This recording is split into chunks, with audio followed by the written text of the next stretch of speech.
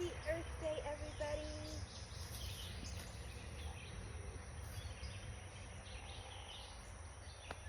There's so many ways that you could celebrate Mother Earth, not only today, but every day. You could try to plant a little plant. You could try to grow some veggies. You can upcycle items that you already have and use them for something else.